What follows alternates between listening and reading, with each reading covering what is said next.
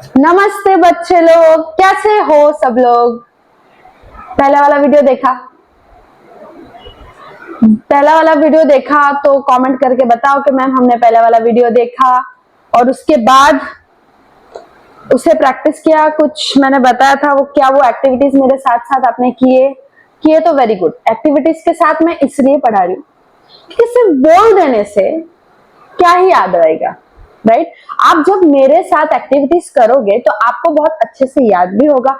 Exam time पे अगर समझो एग्जाम सिर्फ अगर मैंने समझो एक्टिविटीज नहीं कराया, आपको सिर्फ बोल दूं पानी में नमक डाल देने से ये चीज हो जाएगा, वो चीज हो जाएगा, ब्ला ब्ला ब्ला ब्ला ब्ला ब्ला, तो क्या वो तो आपको पता ही है। बट पहली बात तो एक्टिविटीज करने का मजा भी है। और कभी कभार हम जब लर्न करते हैं, जब हमारा एग्जाम होता है तब हमें सिर्फ एक चैप्टर नहीं होता, तब हमें बहुत सारे चैप्टर्स होते हैं। तो उन चैप्टर्स में से भी जो आपने एक्टिविटी किया हुआ है ना, जो आपने फिजिकली वो चीजों को किया हुआ है, वो आपको याद रहता है।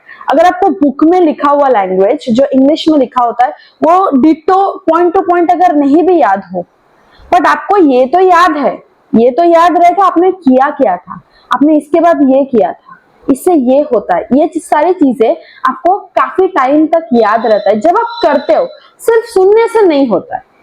जब एक्टिविटीज आपके बुक में दिया हुआ है तो आपको करना है, ठीक है, मेरे साथ करो। और मैं ट्राई करूँ आपको ऐसे एक्टिविटीज भी करवाने के लिए। देखो केमिकल्स तो सबके घर में प्रेजेंट नहीं होते, केमिकल्स मेरे पास भी नहीं है फिलहाल, बट मैं आगे देखूंगी कि आपको केमिकल्स के साथ भी एक्सपेरिमेंट कराऊं जो आपके बुक में है। बट उसके अलावा जैसे पोटेशियम परमैंगनेट वाला एक्टिविटी मैं लास्ट लेक्चर में मैंने आपको नहीं समझाया था, बट उसके बदले में मैंने डेटॉल वाला एक्सपेरिमेंट करवाया था, क्योंकि डेटॉल सबके घर में होता है, राइट। या डेटॉल या सैनिटाइजर, ठीक है, डेटॉल लिखा है शायद टेक्स्ट बुक में, आई डोंट नो, याद नहीं आ रहा है, बट डेटॉल या सैनिटाइजर वो सबके घर में होता है। वो भी नहीं है तो साबुन को लो, उसको पानी में डालो, पानी वाला वो साबुन वाला पानी करो और साबुन निकाल दो, ये सबके घर में होता है। तो सब बच्चे इसे कर सकते हैं। अगर मैं पोटेशियम परमैंगनेट वाला एक्टिविटी आपको दिखाती भी तो आप तो नहीं कर सकते थे, आप सिर्फ डेमो देखते हैं, राइट। तो मैं कोशिश कर रही हूँ कि आप मेरे साथ कर सको ताकि एग्जाम में आपको याद रहे, मुझे नहीं, क्योंकि मुझे तो एग्जाम नहीं देना है, मैं दे चुकी हूँ एग्जाम ठीक है, और मैं दे चुकी हूँ एग्जाम। मुझे पता तो थोड़ा बहुत है ही कि एग्जाम में कितना याद रहता है कितना नहीं। जब सारे चैप्टर साथ में आ जाते हैं तब काफी सारी चीजें हम भूल जाते हैं। तो जब एक्टिविटी करते हैं तो हमारा माइंड भी वहां पे देख रहा है, हम कर रहे हैं, हमारे माइंड को याद रह रहा है। इसलिए हम इस चैप्टर में भी, इस चैप्टर तो नहीं, हम चैप्टर तो वही कर रहे हैं, इस पार्ट 2 में भी बहुत सारे एक्टिविटीज करने वाले हैं, तो मजा बहुत आने वाला है। Let's get started. तो बच्चे लोग ये लास्ट वाले लेक्चर में समझाना रह गया था पोटेशियम परमैंगनेट वाला एक्टिविटी, जो कि इंपॉर्टेंट है, बट आपको मैंने करके वो सैनिटाइजर वाला एक्सपेरिमेंट दिखाया था। देखो इन्होंने 5 बीकर्स लिए, 1 2 3 4 5, इसको बीकर बोला जाता है, ठीक है, इस शेप के ग्लास को बीकर्स बोला जाता है। 5 बीकर लिए।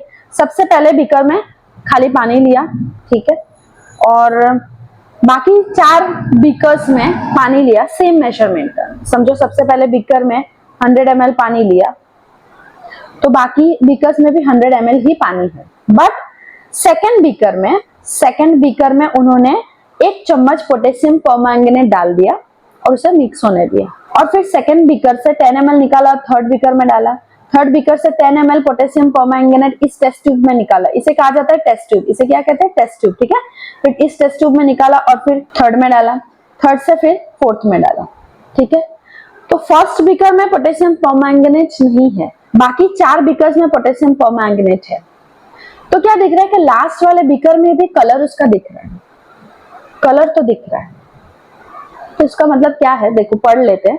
Potassium permanganate has millions of tiny particles, बहुत छोटे छोटे छोटे छोटे टाइनी पार्टिकल्स से ये बनता है। कोई भी मैटर बहुत टाइनी, बहुत छोटे पार्टिकल से बनता है, which keeps on dividing on each dilution. Dilution मतलब हम जब ये पानी में मिक्स कर रहे हैं, जब एक बीकर से दूसरे बीकर में मिक्स कर रहे हैं पानी में, तो हम उसको डाइल्यूट कर रहे हैं। इस पोटेशियम परमैंगनेट जो इस बीकर में है उसको इस बीकर में डाल के 10 ml डाल के हम इसे डाइल्यूट कर रहे हैं, मतलब लेस कॉन्सेंट्रेटेड कर बना रहे हैं, क्योंकि इस बीकर में वो जितना कॉन्सेंट्रेटेड है अब इसमें से सिर्फ 10 ml जब हम इसमें डालेंगे तो उसका कॉन्सेंट्रेशन कम हो जाएगा, मतलब पोटेशियम परमैंगनेट की क्वांटिटी कम हो जाएगी सेकेंड बीकर में। अब सेकेंड बीकर से 10 ml थर्ड बीकर में जब डाल रहे तो पोटेशियम परमैंगनेट की क्वांटिटी और कम हो जाएगी, सेम थर्ड से फोर्थ में और कम। बट कम होते होते होते हुए भी कितना कम, वो ऐसा बोल रहे कि कोई भी मैटर इतने छोटे छोटे पार्टिकल्स से बने हैं कि लास्ट वाले बीकर में भी उसका कलर दिख रहा है, मतलब कम होते होते होते होते होते होते हुए भी है, गया नहीं, लास्ट वाले बीकर में पूरा कलरलेस पानी जैसा नहीं बना है। समझ में आया? ओके। और नीचे डाइल्यूशन, इसी मेथड को डाइल्यूशन बोला जाता है। डाइल्यूशन बेसिकली लिक्विड में होता है और ज्यादातर पानी में होता है। This shows that matter is made up of tiny particles. ये मैंने आपको डेटॉल वाला एक्सपेरिमेंट करके दिखाया था। अब हम आज का एक्सपेरिमेंट करने वाले हैं, आज के लेक्चर को आगे बढ़ाएंगे। Particles of matter attract each other. अब ये थर्ड हम कैरेक्टरिस्टिक पढ़ रहे हैं, particles of matter attract each other. अब इसके लिए ना आपको एक स्पून चाहिए, एक चम्मच चाहिए। घर से फटाफट किचन में से एक चम्मच लेकर आओ, मैं भी लेकर आती हूँ। ओके, तो चलो मैं लेकर आई, अभी लेकर आए मेरे साथ, नहीं लाए तो प्लीज लेकर आओ, मेरे साथ ही एक्टिविटीज करो। देखो मैंने बहुत मेहनत से ये सारे एक्टिविटीज को, कोई भी काम के पीछे मेहनत तो लगता है, आपको अच्छे से याद हो इसलिए मैं ये सब करवा रही हूँ। बार बार बोल रही हूँ, आप लोग बच्चे लोग अगर आप सिर्फ बैठे हुए हो तो सिर्फ किचन में से चम्मच ही लाना है। बाकी ये बहुत बड़ा आंसर, अगर आप ये समझ गए तो बहुत बड़ा आंसर आप लिख सकते हो। ठीक है, ठीक है। अब चम्मच को हमें, ये चम्मच लेकर आई हूं मैं, चम्मच को हमें बेंड करने की कोशिश करनी है। दुनिया का ताकत लगा के बेंड मत करना, ठीक है, धीरे धीरे बेंड करने की कोशिश करनी है। आसानी से बेंड हो रहा है? नहीं हो रहा है।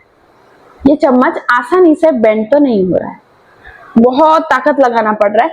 आपको तोड़ना नहीं है चम्मच, सबसे पहले बताती हूँ, सबसे पहले तो नहीं, अभी बता रही हूँ, आपको चम्मच तोड़ना नहीं है, बस बेंड करने की कोशिश करना है, बेंड भी नहीं करना है। तो कोशिश जब हम कर रहे हैं तो हमें काफी ताकत लगाना पड़ रहा है इसे बेंड करने के लिए। क्यों? क्योंकि इसे बेंड करने के लिए जब हमें ज्यादा ताकत लगाना पड़ रहा है, इसका मतलब वहां से भी एक ताकत आ रहा है जो हमें बेंड करने नहीं दे रहा है। समझ में आया? समझ में आया? दीवार में धक्का मारोगे तो दीवार में वो क्या बोलते हैं, होल बन जाएगा क्या? दीवार में धक्का एक बार मारोगे, दो बार मारोगे, हाथ में लगता है, राइट? क्योंकि वहां से भी एक ताकत आ रहा है, वहां से भी एक फोर्स आ रहा है आपके हाथ में। ये पूरा चैप्टर हम समझने वाले हैं, न्यूटन्स लॉ ऑफ मोशन, वो आगे समझेंगे, ठीक है?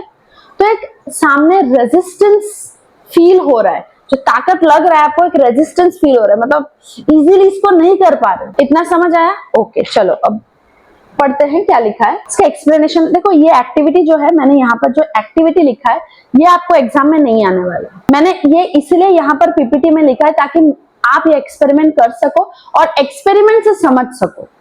खाली बोल बोल के, भाषण देके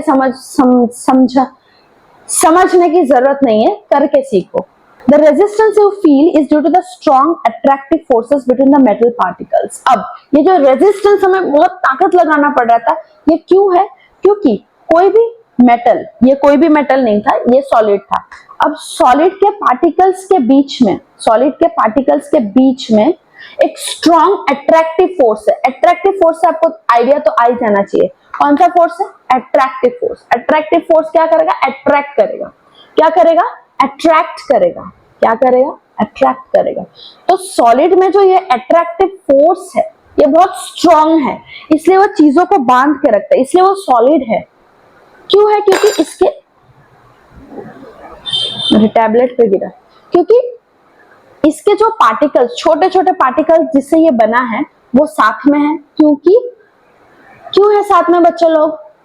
क्यों है साथ में इसके छोटे छोटे पार्टिकल्स? क्योंकि पार्टिकल्स के बीच में एक स्ट्रॉन्ग अट्रैक्टिव फोर्स है। समझ में आया?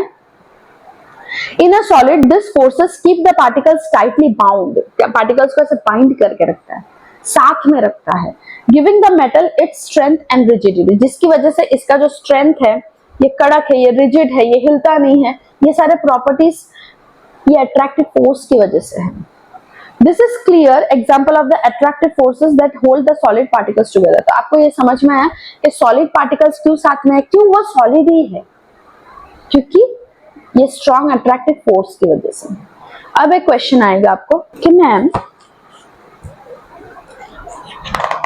ये बुक का पेज क्या है, हेलो वर्ल्ड, ठीक है ये पेज नहीं दिखाती हूँ, ये बुक का पेज, ये सब मेरा काम नहीं है, मेरी बेटी का काम है।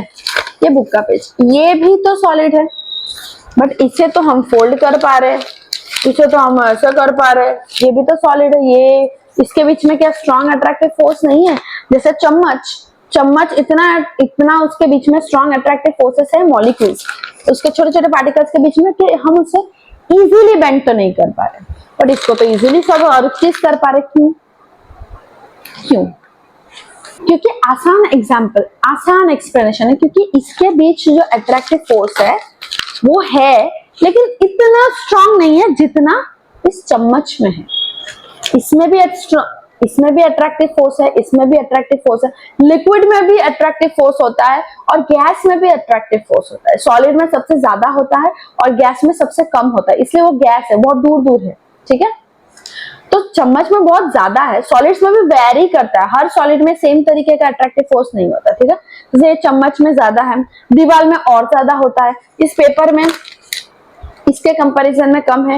एक प्लास्टिक की स्ट्रॉ ले लो, उसमें भी कम होगा, जिससे हम कोल्ड ड्रिंक वगैरह पीते हैं, ठीक है, उसमें भी कम होगा, उसे तो हम इजीली बेंड कर सकते हैं, ठीक है। तो अट्रैक्टिव फोर्स उसमें कम होता है, चम्मच में ज्यादा था। इस एक्सपेरिमेंट से हमें ये तो पता चल गया कि सॉलिड्स में अट्रैक्टिव फोर्सेस होता है and particles of matter attract each other. छोटे छोटे पार्टिकल्स, सॉलिड जिससे बनता है वो पार्टिकल्स एक दूसरे को अट्रैक्ट करता है। अब हम लिक्विड में देखेंगे, लिक्विड में दो चीज करके देखेंगे, दो एक्सपेरिमेंट करके देखेंगे। सबसे पहला एक्सपेरिमेंट आपके बुक में दिया है, आपके घर में जो तपेली है उसमें पानी भरो। चलो, आपको ऐसे ही कोई छोटे तपेली में या बड़े तपेली में पानी लेना है और सिर्फ अपना हाथ पहले तपेली के बाहर ऐसे घुमाना है। आपको कितना फोर्स लग रहा है? आप हाथ को एयर में घुमा रहे हो, आपको कितना फोर्स फील हो रहा है? कुछ भी नहीं हो रहा है। अब पानी में घुमाओ, अब पानी में घुमाओ तो आपको थोड़ा एयर से तो ज्यादा फोर्स फील हो रहा है। तो मतलब फोर्स ऑफ अट्रैक्शन लिक्विड में भी है, लिक्विड के पार्टिकल्स में फोर्स ऑफ अट्रैक्शन ज्यादा है as compare to air. Air में जब हम हाथ घुमा रहे हैं हमें इतना फोर्स फील नहीं हो रहा है जितना लिक्विड में हम हाथ घुमा रहे तब। तो ये सारे सिंपल एक्टिविटीज है, बट कितनी अच्छी चीजें हैं जो हम रेगुलर ये सारी चीजों को हम करते हैं, हमें पता नहीं होता कि यही चीजें हम पढ़ने वाले हैं साइंस में। अब बच्चे लोग दूसरा एक्सपेरिमेंट करने के लिए आपको एक कॉइन चाहिए, कोई भी कॉइन हो सकता है वो, और एक ड्रॉपर चाहिए, और अगर ना हो आपके घर पे तो कोई बात नहीं, ठीक है। अब ध्यान से देखो, इस कॉइन के ऊपर, इस ड्रॉपर में मैंने पहले तो पानी ले लिया था और इस कॉइन के ऊपर ड्रॉप बाय ड्रॉप मैं पानी डाल रही हूँ। एक ड्रॉप, दो ड्रॉप, देखो सेकेंड ड्रॉप भी डाला तो फर्स्ट वाले ड्रॉप ने सेकेंड को अपने अंदर ले लिया। ये 3 ड्रॉप, 4 ड्रॉप्स, ये गिरा, ये 7-8 ड्रॉप्स मैंने डाल दिए। देखो एक बड़ा सा गोल बन गया, ठीक है। अब इससे ज्यादा अगर मैं पानी डालूं तो पानी स्पिल हो जाएगा। अच्छा, ये जो पानी स्पिल हुआ वो मेरे ड्रॉपर से हुआ। चलो, अभी भी स्पिल नहीं हुआ, अभी भी स्पिल नहीं हुआ, और अब स्पिल हुआ, अब जाके स्पिल हुआ, ठीक है। अब मैं आपको समझाती हूँ ये क्यों हुआ। तो हमने जो ये देखा कि हमने उस कॉइन के ऊपर पानी डालते गए और पानी एक दूसरे को अट्रैक्ट करता गया, तो मतलब वाटर पार्टिकल्स में भी फोर्स ऑफ अट्रैक्शन है। समझ में आया? वो पहले उसने सारे पार्टिकल्स को अट्रैक्ट किया और फिर जाके वो नीचे गिरा, वो अकेला नीचे नहीं गिरा। तो इससे ये प्रूव हो जाता है कि वाटर पार्टिकल्स में भी फोर्स ऑफ अट्रैक्शन है। समझ में आया? ठीक है, चलो अब नेक्स्ट करते हैं। अब हम देखेंगे force of attraction between gas. Gas से कैसे फोर्स ऑफ अट्रैक्शन को समझेंगे। फोर्स ऑफ अट्रैक्शन मतलब समझ रहे हो, वो वाला कैरेक्टरिस्टिक, उसके मटेरियल्स भी एक दूसरे को अट्रैक्ट कर रहे हैं। अब हम गैस में भी देखेंगे कि गैस कैसे एक दूसरे को अट्रैक्ट कर रहा है। चलो, ये तो बहुत इजी एक्टिविटी है, आपने 1000 बार, दिन में तो 10 बार आप करते होंगे।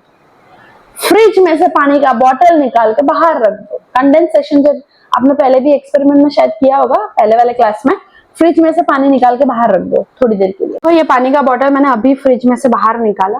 अब आपको पता ही होगा कि थोड़ी देर बाद इसके ऊपर वाटर ड्रॉपलेट्स जमा हो जाएंगे, तो थोड़ी देर बाद हम इसके बारे में बात करेंगे। ओके,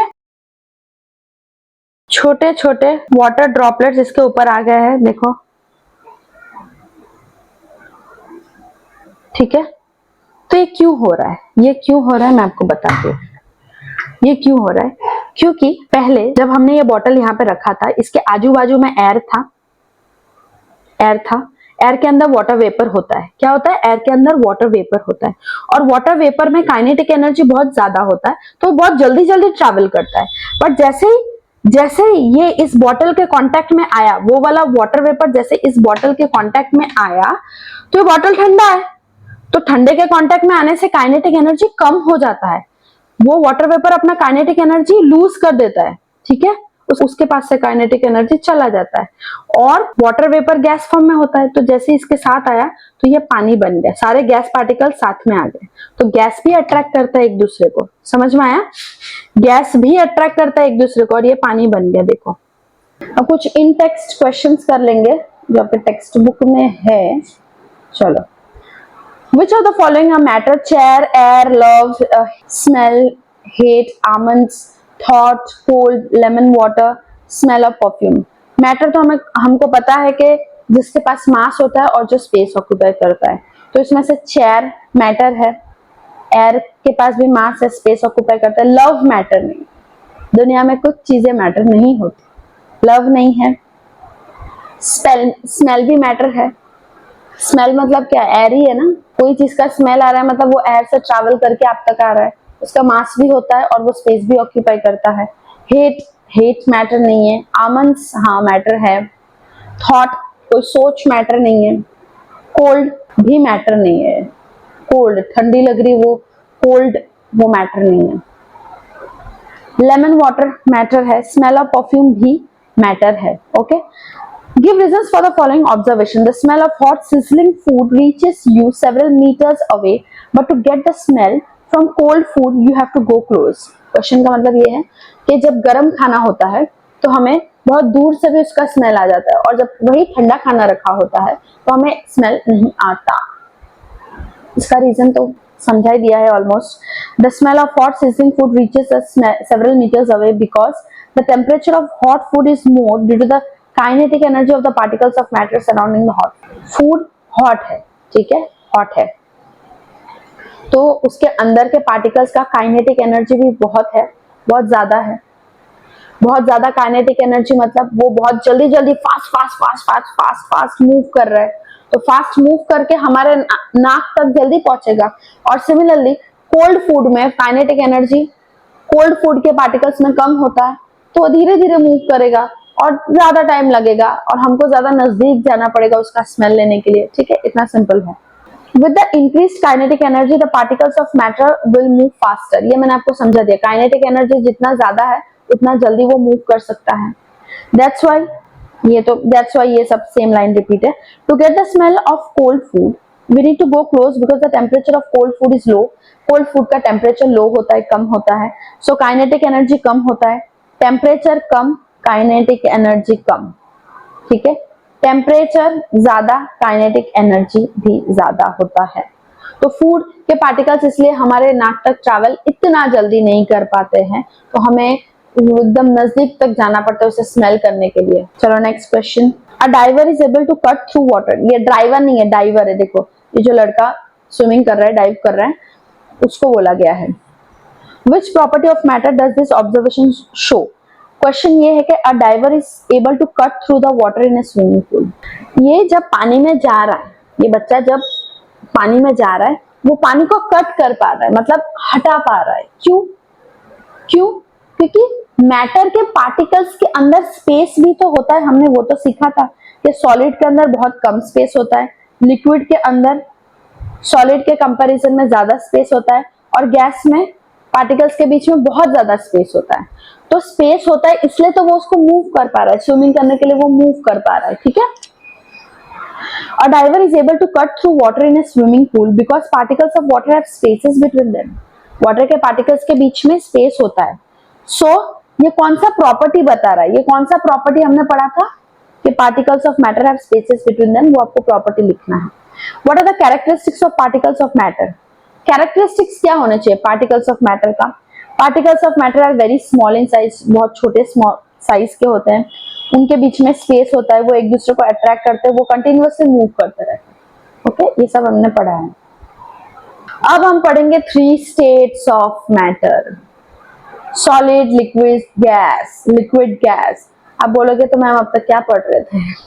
अब थोड़ा और पढ़ेंगे, ठीक है? अब तक पढ़ ही देते, अब थोड़ा और पढ़ाई करेंगे. तो सॉलिड के प्रॉपर्टीज देख लेते हैं. Solid particles in a solid are tightly packed, usually, ऐसा लिखा है, ठीक है? Usually in regular pattern. ये जो पैटर्न दिख रहा है ना, इधर इधर इधर इधर, एक अच्छा रेगुलर पैटर्न में टाइटली पैक्ड होते हैं. उसका पैटर्न कुछ भी नहीं होता है, रेगुलर अच्छा सा पैटर्न बन के दिख रहा है आपको यहाँ पे पैटर्न, ठीक है? ऐसा पैटर्न में पैक होता है. Particles in a solid will vibrate but cannot move past each other. Solid के पार्टिकल्स वाइब्रेट कर सकते हैं बट वो पास्ट ईच अदर मूव नहीं कर सकते, मतलब वो मूव नहीं कर सकते, वो फ्लो नहीं कर सकते, ठीक है? सॉलिड रिटेन देयर शेप्स, वो अपने शेप में ही होते हैं. जब तक हम बहुत ज्यादा टेम्परेचर या बहुत ज्यादा एक्सटर्नल फोर्स नहीं लगा देते, वो अपने शेप में ही होते हैं. अब लिक्विड. लिक्विड के particles are close but with no regular pattern. उसका कोई रेगुलर पैटर्न नहीं होता, आप देख सकते हो ये डायग्राम में. और लिक्विड फ्लो कर सकता है. And liquid assume the shape of the container. आप उसको जो भी कंटेनर में डालो वो उसका शेप ले लेता है, ठीक है? आप लिक्विड को किसी भी कंटेनर में डालो, वो उस कंटेनर का शेप ले लेगा. Gas. Particles in a gas are well separated with no regular pattern. Well separated मतलब बहुत ज्यादा सेपरेटेड होते हैं और उसका कोई पैटर्न नहीं होता. Particles in a gas vibrate freely at high speeds. वो बहुत हाई स्पीड में होता है. क्यों? क्योंकि उसमें काइनेटिक एनर्जी होता है, बहुत ज्यादा काइनेटिक एनर्जी होता है गैस में, इसलिए बहुत हाई स्पीड से वो ट्रैवल करता रहता है. Gases assume the shape of the container. अब क्या है, लिक्विड और गैस में कंटेनर वाला क्या चल रहा है? देखो, लिक्विड को तुम इस कंटेनर में डालो, अगर आपने 100 ml लिक्विड इस कंटेनर में डाला वो इतना होगा. अगर आपने 100 ml लिक्विड इस कंटेनर में डाला तो इतना शेप ले लेगा, इतना स्पेस ले लेगा. अगर आपने 100 ml लिक्विड इस कंटेनर में डाला तो वो इतना स्पेस ले लेगा. बट गैस सिमिलरली, अगर आपने गैस भरा इस कंटेनर में तो भी ये पूरा कंटेनर को ऑक्यूपाई करेगा, उतना ही गैस, ठीक है? अगर उतना ही गैस इसमें डाला तो भी वो जैसे तैसे अगर ये बंद है तो, ठीक है? सब बंद होना चाहिए, गैस को डालने के लिए सब बंद होना चाहिए. इसमें भी डाला तो इसका भी पूरा वो जैसे तैसे भर ही लेगा, और इसमें भी डाला तो भी वो पूरा स्प्रेड होके भर ही लेगा, मतलब उसको कहीं पे भी डालो वो सबको भर लेगा. समझ में आया? चलो नेक्स्ट. अब सॉलिड स्टेट के कुछ क्वेश्चंस दिए हुए हैं, ये कंसीडर द फॉलोइंग करके आपके टेक्स्ट बुक में. मैंने यहाँ पे टेक्स्ट बुक का हर चीज लिया है, कुछ भी छोड़ा नहीं. सिर्फ पीछे जो क्वेश्चन आंसर्स है एनसीईआरटी बेस्ड वो छोड़ा है, बाकी तो हर चीज मैंने समझा. हर एक लाइन आपको मिल ही जाएगा इसमें. What about a rubber band? Can it change its shape on stretching? Is it a solid?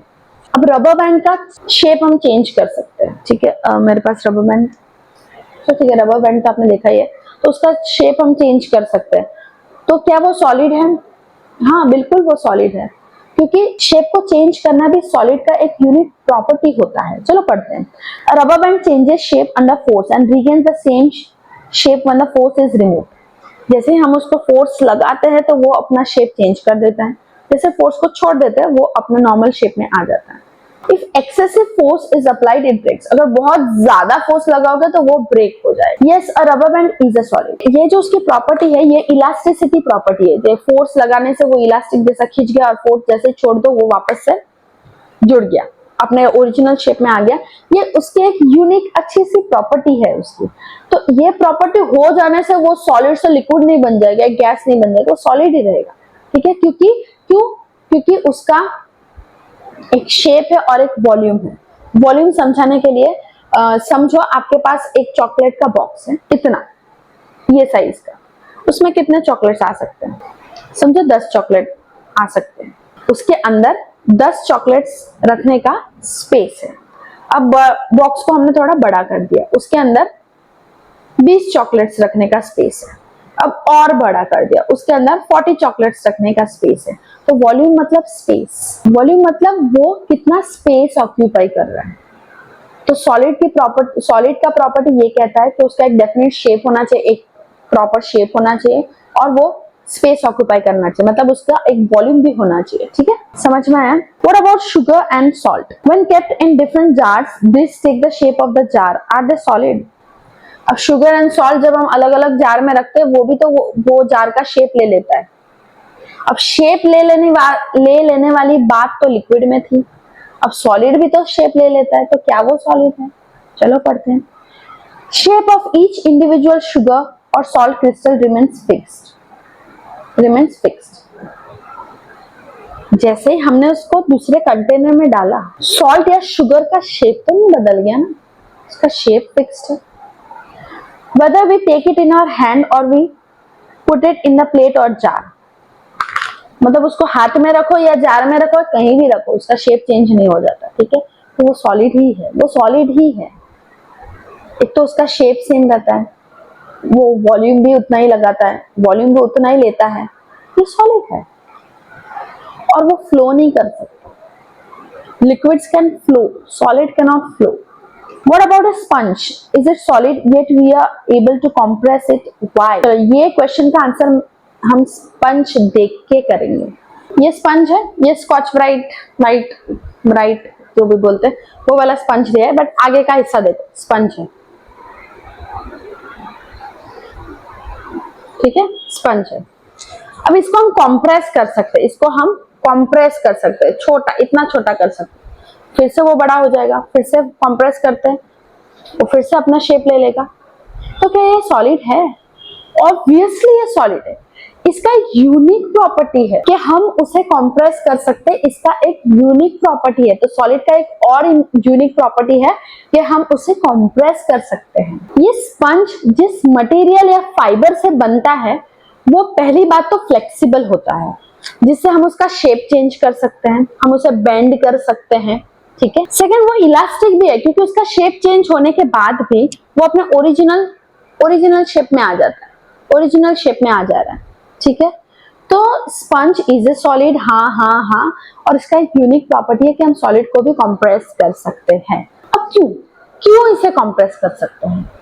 क्यों? क्योंकि स्पंज के अंदर ना छोटे छोटे होल्स होते हैं, अब जब ये पानी डालो, उसके ऊपर ये स्पंज ऐसे रख दो, ये पानी चूस लेता है, तो पानी जा कहाँ रहा है? इसके होल्स के अंदर। तो बेसिकली जब हम पानी वाला भी मैं एक्सपेरिमेंट इससे रिलेटेड नहीं है तो हम नहीं करेंगे, तो मैं समझा रही हूँ कि इसके अंदर छोटे छोटे होल्स होते हैं, और उस होल्स में ना हवा भरा रहता है, उस होल्स में क्या भरा रहता है? हवा भरा रहता है। तो हम उसको कंप्रेस क्यों कर पा रहे हैं? क्योंकि इसके अंदर होल्स है और होल्स में हवा भरा रहता है। तो जब हम इसको कंप्रेस करते हैं, वो हवा इसके अंदर से बाहर निकल जाता है। जब हम इसको कंप्रेस या स्क्वीज करते हैं, इसे स्क्वीज करना भी बोलते हैं, तो वो हवा अंदर से बाहर निकल जाता है। ठीक है, और शेप चेंज हो जाता है। समझ में आया? बहुत इजी है। अब हम पढ़ेंगे लिक्विड स्टेट के बारे में। Liquid has no fixed shape but a fixed volume. Volume क्या है अब अच्छे से समझते हैं। मैंने आपको बॉक्स ऑफ चॉकलेट्स वाला एग्जांपल तो दिया था। वॉल्यूम मतलब amount of space that something takes up, amount of space. देखो मैंने पीपीटी ऐसे बनाया है कि जब आपको टेक्स्ट बुक पढ़ के भी अगर नहीं समझ आए तो आप पीपीटी देखकर समझ सकते हो। आपको पढ़ना कहां से? पीपीटी में से नहीं, आपको पढ़ना है टेक्स्ट बुक में से। बट कोई चीज अगर नहीं समझ आए तो पीपीटी आके देखना है। वॉल्यूम मतलब amount of space that something takes. अब ये चॉकलेट इसमें डाल दो तो वो कितना स्पेस ले रहा है? इतना स्पेस ले रहा है, तो ये उसका वॉल्यूम है। समझ में आया? तो liquids have no fixed shape, उसका कोई फिक्स्ड शेप नहीं होता, बट वॉल्यूम होता है उसका, वो स्पेस ले सकता है और फिक्स्ड वॉल्यूम होता है। ठीक है, they take up the shape of the container in which they are kept. Glass में डालो, ग्लास का शेप ले लेगा। बॉटल में डालो, बॉटल का शेप ले लेगा। तपेले में डालो, तपेले का शेप ले लेगा। बोल में डालो, बोल का शेप ले लेगा। Liquids flow and change shape, so they are not rigid but they can be called as fluid. Liquid flow करते हैं, उसका शेप चेंज हो सकता है, उसका शेप तो चेंज हो सकता है, तो वो रिजिड नहीं है। वो रिजिड क्यों नहीं है? क्योंकि वो फ्लो कर सकता है, वो एक जगह पर नहीं फिक्स नहीं रह सकता। और लिक्विड्स को फ्लूइड भी बोला जा सकता है। Solids and liquids can diffuse into liquids. अब लिक्विड में सॉलिड और लिक्विड दोनों डिफ्यूज हो सकता है। डिफ्यूज मतलब क्या? मिक्स होना। कहां से कहां मिक्स होना? हाई कॉन्सेंट्रेशन से लो कॉन्सेंट्रेशन में मिक्स होना। तो चलो करते हैं। अब इस ग्लास में हम ये वाला पानी ले लेते हैं, पानी वेस्ट नहीं करेंगे। इसमें थोड़ा सा सॉल्ट डाल देंगे, ये सिंध नमक है, कोई भी नमक आप डाल सकते हो। और इसमें आप जूस डालो, कोक डालो, कुछ भी डालो, ठीक है। अब थोड़ी देर बाद ये पूरा मिक्स हो जाएगा, आपको पता ही है कि ये मिक्स होने ही वाला है, तो वेट करते हैं। देखो बच्चे लोग, ये अच्छे से मिक्स हो गया, ठीक है, ये अच्छे से मिक्स हो गया। तो मतलब क्या, सॉल्ट जो था वो सॉलिड था, एंड जो मैंने कोक डाला, आप कोई भी चीज डाल सकते हो, जूस भी डाल सकते हो, वो भी इजीली डिफ्यूज हो गया पानी के अंदर। तो इससे क्या पता चला कि solid and liquid can diffuse into liquid, दोनों ही लिक्विड में डिफ्यूज हो सकता है। ओके, ये क्या है, ये कोका कोला लिया मैंने, इससे बॉटल को मैं ओपन कर रही हूँ। सुनना, आपने पिया ही होगा, एक आवाज आया करके, एक आवाज आया, बस इतना ही आपको बताना था। ये क्या है, इसी रिलेटेड हम पढ़ने वाले हैं। Fifth point, the gases from the atmosphere diffuse and dissolve in water. मतलब एटमॉस्फेयर के गैसेस डिफ्यूज एंड डिसॉल्व होते हैं। अब ये जो गैस निकला इसके अंदर से जो गैस निकला वो कार्बन डाइऑक्साइड गैस था, ठीक है। उसको प्रेशर से इसके अंदर डाला गया है, बहुत हाई प्रेशर से इसके अंदर कार्बन डाइऑक्साइड गैस डाला गया है और पानी में डिसॉल्व किया गया है। तो जैसे ही हमने बॉटल को खोला,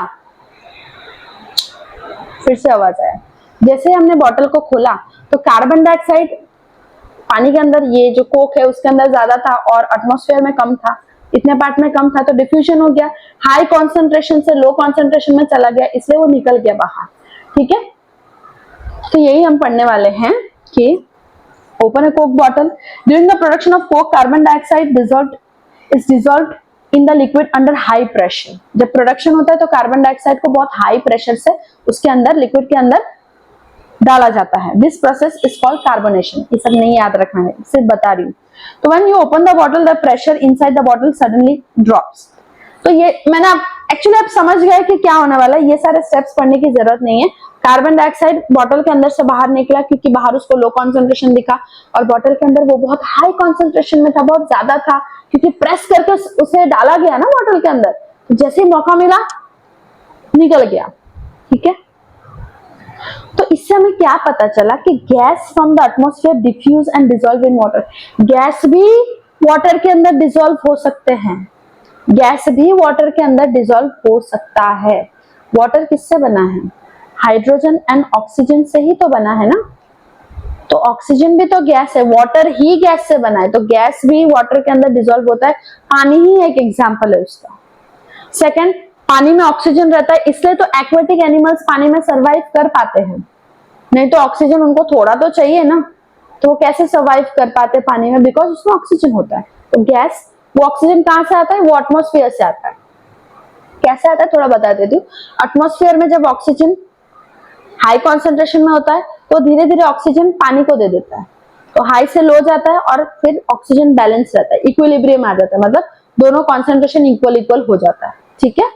तो जब तक वो होता है तब तक ये लेन देन का कारोबार चलता रहता है, जैसे इक्वल हो गया दोनों का कॉन्सेंट्रेशन, तब स्टॉप, बस संतुष्ट हो जाते हैं दोनों, ठीक है। तो इस तरीके से एटमॉस्फेयर में से पानी में ऑक्सीजन आता है, कोई डालता नहीं है, और ऑक्सीजन जरूरी है एक्वेटिक प्लांट्स एंड एनिमल्स के लिए, प्लांट्स भी है जिनको ऑक्सीजन चाहिए।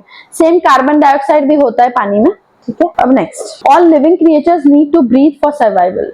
हमको सबको सर्वाइवल के लिए, जीने के लिए सांस लेने की जरूरत पड़ती है।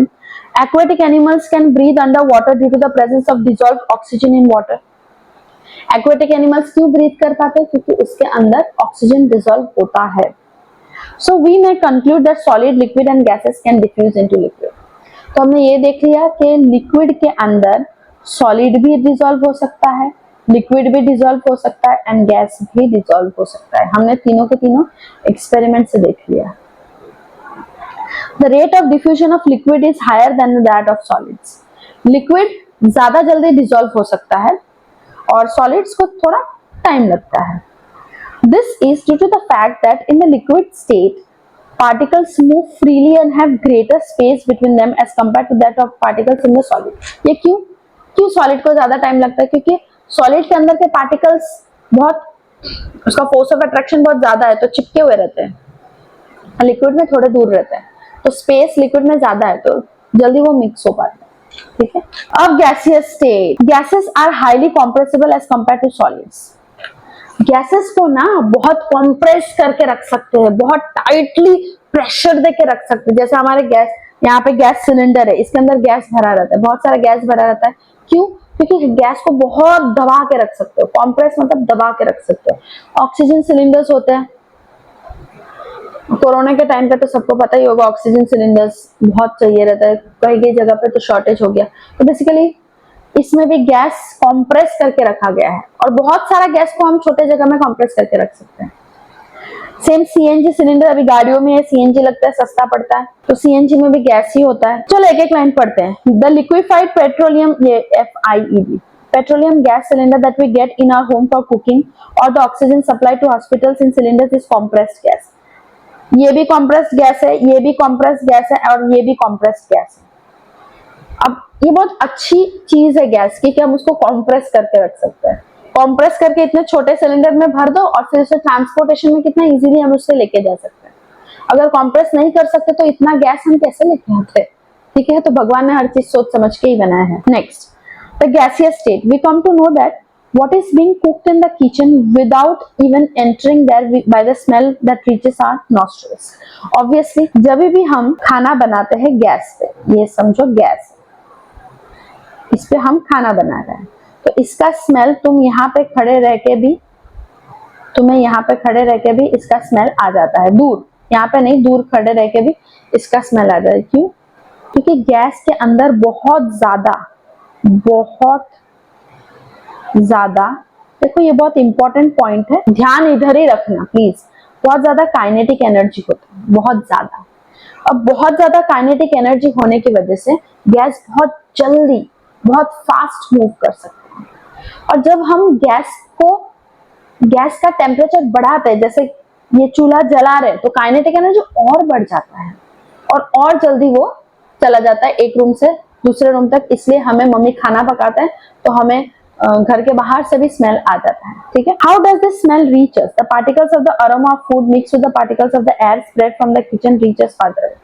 वो गैस जो अरोमा आ रहा है खाने का, वो एयर के साथ मिक्स होकर हम तक पास होता है। तो गैस का जो रेट ऑफ डिफ्यूजन है वो और ज्यादा है सॉलिड एंड लिक्विड के कंपैरिजन में, वो बहुत जल्दी फास्ट हम तक पहुंच जाता है। तो सबसे ज्यादा रेट ऑफ डिफ्यूजन सबसे ज्यादा गैस में होता है, फिर लिक्विड में होता है और फिर सॉलिड में होता है। हमने क्या सीखा? सबसे ज्यादा रेट ऑफ डिफ्यूजन किस में होता है? कौन सा जल्दी मिक्स हो पाता है? गैस, फिर लिक्विड, फिर सॉलिड। सबसे ज्यादा फोर्स ऑफ अट्रैक्शन किस में होता है? सॉलिड में, क्योंकि एकदम बांध के रखता है अपने पार्टिकल्स को, छोड़ता नहीं है। ठीक है, सॉलिड में, उसके बाद लिक्विड, उसके बाद गैस में। In the gaseous state the particles move randomly at high speed. वो रैंडमली हाई स्पीड, एक सेकंड में यहां से वहां चला गया, एकदम हाई स्पीड में ट्रैवल करता है। Due to this random motion the particles hit each other and also the walls of the container. इतना रैंडम है उसका मोशन, इतना रैंडम है कि वो जिस कंटेनर में आप उसको भरते हो ना, वो उसको हिट कर दे जाता है, ठूम ठूम ठूम ठूम ठूम। ठीक है, ये रैंडम मोशन है, तो कहीं से भी बिना मतलब बस हिट करते रहता है कंटेनर को। The pressure exerted by the gas is because of this force exerted by the gas particles per unit area on the walls of the container. तो गैस जो प्रेशर देता है, प्रेशर गैस का भी तो एक प्रेशर होता है ना, तो प्रेशर इसी की वजह से होता है क्योंकि एक तो गैस का स्पीड बहुत ज्यादा और वो रैंडम कहीं भी ऐसे मूव करता रहता है और वॉल के कंटेनर को ठाक ठाक ठाक ठाक हिट करता रहता है, तो इससे एक प्रेशर जनरेट होता है। तो वही बताया है, this pressure is due to this force. ये गैस पार्टिकल्स जो फोर्स लगाते हैं उसकी वजह से प्रेशर जनरेट होता है। Per unit area on the walls of the container, मतलब वॉल्स ऑफ द कंटेनर, अभी ये नहीं समझना। पर यूनिट एरिया मतलब एक यूनिट एरिया में इतने एरिया में कितना प्रेशर वो जनरेट कर रहा है। ठीक है, तो आपको समझ में आया हमने क्या देखा, हमने क्या क्या चीजें देखी आज।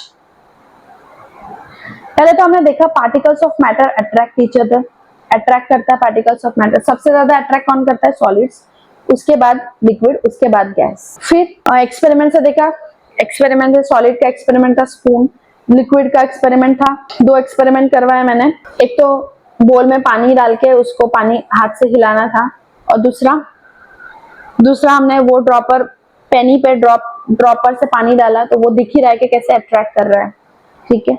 नेक्स्ट हमने देखा गैस का कंडेंसेशन देखा हमने कि जैसे ही हमने फ्रिज में से पानी बाहर रखा, बॉटल बाहर रखा तो बाहर पानी पानी हो गया। क्यों? क्योंकि वाटर वेपर जो बाहर था वो इसके कांटेक्ट में आकर उसकी काइनेटिक एनर्जी कम हो गई और वो पानी बन गया। तो गैस भी अट्रैक्ट करता है बेसिकली। इन टेक्स्ट क्वेश्चंस किए और फिर हमने स्टेट्स ऑफ मैटर देखा, सॉलिड, लिक्विड, गैस, एक्सपेरिमेंट के साथ देखा। अब हम इन टेक्स्ट क्वेश्चंस वापस करेंगे। The mass per unit volume of a substance is called density. Density मतलब घनत्व, ये उसका डेफिनेशन है। Mass per unit volume of a substance is called mass per unit volume of a substance. समझ जाओगे, density मतलब घनत्व। तो देखो सबसे ज्यादा डेंसिटी किस में है और सबसे कम डेंसिटी, उससे कम उससे कम उससे कम, ये डिसेंडिंग ऑर्डर में हमें डेंसिटीज को अरेंज करके लिखना है। तो सबसे ज्यादा आयन में होता है, लोखंड में सबसे ज्यादा डेंसिटी होती है, सबसे ज्यादा घना होता है। उसके बाद चौक हमें पता है कि टूट जाता है, ठीक है, तो कम घना होता है। उसके बाद कॉटन तो आपने देखा ही होगा, पूजा में दिया जलाते तब कॉटन पकड़ते हो, वो और ज्यादा कम डेंस होता है। हनी और कम होता है, वाटर उससे भी कम होता है। हनी थोड़ा भी थिक होता है, वाटर तो एकदम ही पतला होता है। एग्जॉस्ट फ्रॉम चिमनीज, ये तो गैस हो गया, ये उससे भी, वाटर से भी कम डेंस होता है। और फिर एयर सबसे कम डेंस होता है, ठीक है। अब हम देखेंगे tabulate the differences in the characteristics of states of matter. तो हमें ये स्टेट्स ऑफ मैटर का हर एक कैरेक्टरिस्टिक के बारे में थोड़ा बहुत देखेंगे। सॉलिड की rigidity, they are rigid at room temperature, मतलब रूम टेम्परेचर पे ही रिजिड है। मतलब आइस सॉलिड होता है, जैसे ही उसको तुम फ्रीजर में से निकाल के बाहर रखोगे तो उसका टेम्परेचर बदला, वो कुछ और बनेगा, वो पानी बनेगा। तो नॉर्मल टेम्परेचर की बात की जा रही है, ठीक है। रूम टेम्परेचर पे रिजिड होता है, लिक्विड रिजिड नहीं होता, फिक्स नहीं होता, और गैस तो बिल्कुल ही फिक्स नहीं होता, रिजिड नहीं होता। कॉम्प्रेसिबिलिटी, सॉलिड कॉम्प्रेस करना बहुत, not they can not be compress, नहीं, most of the solid can be compressed, some solids can not be compressed, जैसे स्पंज। अरे सॉरी, मैंने तो उल्टा बोल दिया, most of the solids can not be compressed, some solids can be compressed, जैसे sponge. Liquid को कंप्रेस कर सकते हैं, ठीक है, एंड गैस को बहुत इजीली कंप्रेस करके रख सकते हैं। अभी हमने सिलेंडर देखा। फ्लूइडिटी, सॉलिड फ्लूइड नहीं है, बह नहीं सकता, लिक्विड फ्लूइड है। लिक्विड्स कैन फ्लो, गैस भी फ्लो कर सकता है। Filling in a gas container, they have a definite shape and volume, so they do not fill a gas container completely. तो उनका एक डेफिनेट शेप और वॉल्यूम है, तो वो कंप्लीटली एक गैस कंटेनर को फिल नहीं कर सकता। लिक्विड का भी एक डेफिनेट वॉल्यूम होता है, so they do not fill a gas container completely, पूरा नहीं भर सकता, क्योंकि इसका एक वॉल्यूम है, जितना वॉल्यूम डालेगा उतना ही वो फिल करेगा, बाकी पूरा फिल नहीं कर सकता। लेकिन गैस का ना कोई शेप है ना कोई वॉल्यूम है, वो पूरा कंटेनर भर देगा। शेप, इनका शेप डेफिनेट है, लिक्विड्स में डेफिनेट वॉल्यूम होता है, डेफिनेट शेप नहीं होता। गैस में no shape and volume, gas में ना कोई शेप होता है ना कोई वॉल्यूम होता है। काइनेटिक एनर्जी सॉलिड्स का सबसे कम है, लिक्विड्स का सॉलिड से ज्यादा एंड गैस का सबसे ज्यादा है, वेरी हाई काइनेटिक एनर्जी होता है। डेंसिटी, सॉलिड्स बहुत घने होते हैं, वेरी डेंस। लिक्विड्स सॉलिड के कंपैरिजन में कम डेंस एंड गैस बिल्कुल ही डेंस नहीं होता है, लीस्ट डेंसिटी होता है। नेक्स्ट गिव रीजंस पढ़ेंगे। A gas fills completely the vessel in which it is kept, मतलब जिस भी वेसल में आप गैस को रखोगे वो पूरे वेसल को भर लेगा, बिकॉज उनके बीच में फोर्स ऑफ अट्रैक्शन एकदम नेग्लिजिबल होता है। गैस के बीच में फोर्स ऑफ अट्रैक्शन ना के बराबर होता है, तो इधर उधर घूमता रहता है, पूरा वेसल को भरता रहता है। Because there is negligible force of attraction, so the particles are very loose bound and can move freely in all direction. बहुत loosely bound होता है, एक इधर तो एक उधर होता है, और कोई भी डायरेक्शन में वो मूव कर सकता है। Gas exerts pressure on the walls of the container. A gas exerts pressure on the walls of the container because the particles of gas move randomly in all directions at high speed. ये मैंने अभी समझा, ये gas के particle सारे direction में एकदम high speed से मूव करते रहते हैं, और जो कंटेनर उसके वॉल्स को हिट करते रहते हैं, मारते रहते हैं, इसलिए एक प्रेशर, उसकी वजह से, उसकी मार की वजह से प्रेशर जनरेट हो जाता है, ठीक है। अब wooden table should be called a solid, क्यों? सारे सॉलिड के प्रॉपर्टीज लिख दो।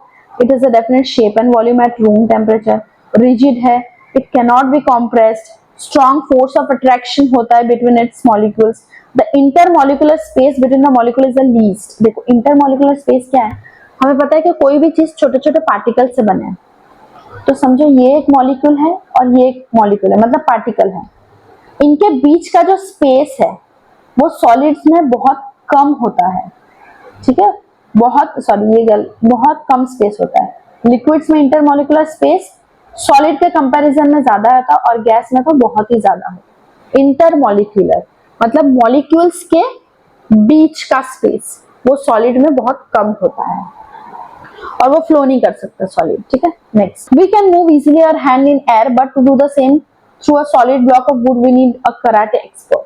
मतलब हवा में तो हाथ हम ऐसे घुमा सकते हैं, बट वुड के अंदर से अगर हाथ घुमाना हो तो हम नहीं कर सकते, फिर हमें कराटे एक्सपर्ट चाहिए। क्यों? सेम वही रीजन लिख देना है कि एयर में बहुत ज्यादा इंटरमॉलिक्यूलर स्पेस होता है, ठीक है, and least force of attraction होता है। दो चीजें होता है गैस में, इंटरमॉलिक्यूलर स्पेस बहुत ज्यादा होता है और फोर्स ऑफ अट्रैक्शन बहुत कम होता है। But to do the same through a solid block of wood we need a karate expert because the particles of solid have minimum amount of intermolecular space.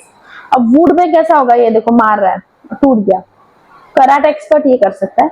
तो वुड के बीच में intermolecular space होता तो है बट बहुत कम और force of attraction बहुत ज्यादा, तो इसलिए उसके अंदर से इजीली हाथ तो नहीं जाएगा बाबा, जाएगा पता नहीं कब जाएगा, कराटे एक्सपर्ट बनेंगे तब जाएगा और उसके पहले हाथ के ऊपर से खून निकल जाएगा कितने बार, तो बस समझ गए ना, ठीक है।